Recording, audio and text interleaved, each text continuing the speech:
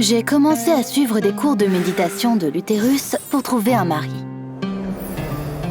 La coach de féminité m'a dit de me détendre, de prendre une profonde respiration et de libérer mon énergie naturelle. Vous la sentez? C'est votre féminité. Elle est réveillée! Mais j'ai seulement ressenti la faim, depuis que j'ai manqué le petit déjeuner à cause du travail. J'étais une brillante chirurgienne dans un hôpital et une femme qui vivait seule. Tout le monde disait que ma masculinité repoussait les hommes. C'est pourquoi j'ai décidé de prendre des cours de féminité. Mais je ne pouvais pas faire la méditation de l'utérus, alors j'ai fait part de mon problème au coach. Je ne ressens rien du tout là, quand je respire. Elle m'a regardée avec dégoût et a dit qu'il y avait encore de l'énergie masculine provenant de moi. C'est un cas difficile, mais pas désespéré. La coach m'a tendu son livre « Comment devenir une vraie femme ». Elle m'a conseillé de faire tout ce qui y était écrit. La coach avait une vie dont tout le monde rêvait. Alors, j'ai obéi.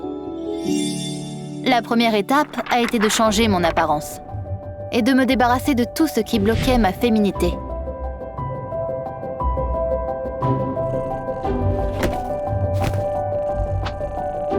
J'ai donc mis des talons et une jupe pour devenir plus sexy. Je me suis fait poser des extensions de cheveux parce que c'était le symbole de féminité. Et je ne me reconnaissais même pas dans le miroir. C'est bon. C'est pour le bien d'un futur heureux. L'étape suivante était la plus intéressante. Trouver un mari. Selon le livre, ils étaient censés être attirés par une vraie femme. J'ai attendu docilement mon futur mari dans un restaurant. Et soudain, ça a marché. Un inconnu m'a offert un cocktail et s'est assis à ma table.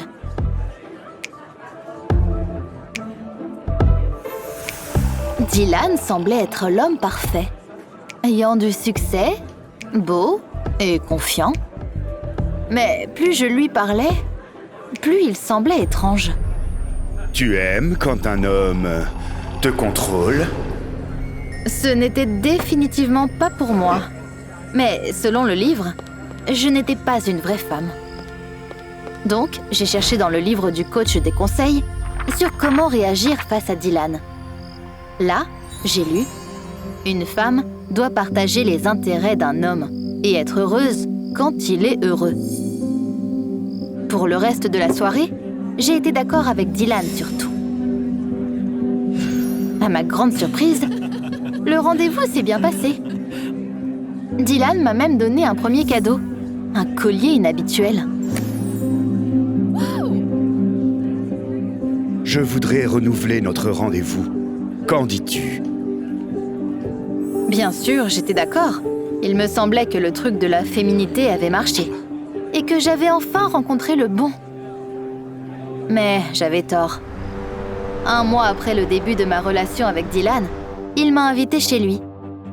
Au début, tout était très romantique. Mais après quelques verres de vin, le comportement de Dylan a changé. J'ai un autre cadeau pour toi. Un qui va avec le collier. Dylan m'a tendu la boîte et il y avait une laisse à l'intérieur qui était censée être attachée à mon collier. Je voulais jeter le cadeau. Mais je me suis souvenue des mots du livre et j'ai décidé d'être polie et de le remercier. Et ce n'est pas tout, chérie. Dylan a pris ma main et m'a conduit dans une salle spéciale. Quand la porte s'est ouverte, j'ai été choquée. C'était une salle de torture. Et je ne pouvais plus prétendre que j'étais d'accord avec ça. Oh! Je ne veux pas faire ça. Mais Dylan a insisté. Ne me brise pas le cœur, chérie. Il m'a fait peur. Alors j'ai prudemment demandé à aller aux toilettes. Dès que j'ai été seule, j'ai pris le livre du coach et j'ai commencé à chercher des conseils sur ce qu'il fallait faire.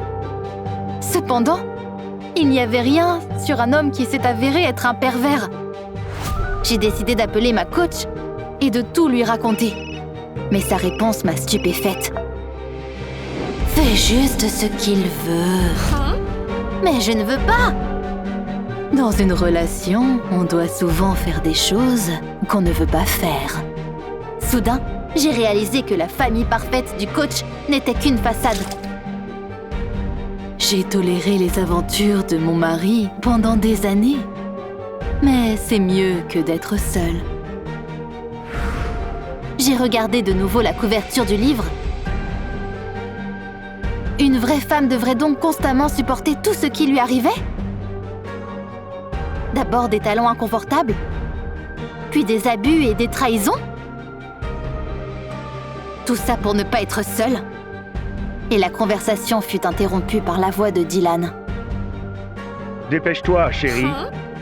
Tous mes jouets t'attendent. » Oui, je rêvais d'avoir un mari et une famille.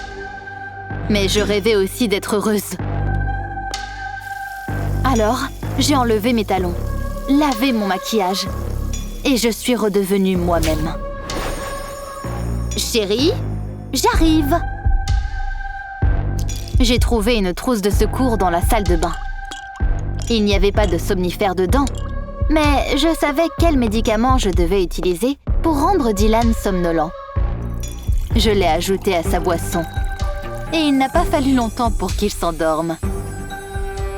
Je me suis sauvée et j'ai appris une leçon importante. Ne plus jamais essayer d'être quelqu'un d'autre. Je me suis acceptée et j'ai accepté ma féminité telle qu'elle était. Et dès que c'est arrivé, j'ai trouvé un mari.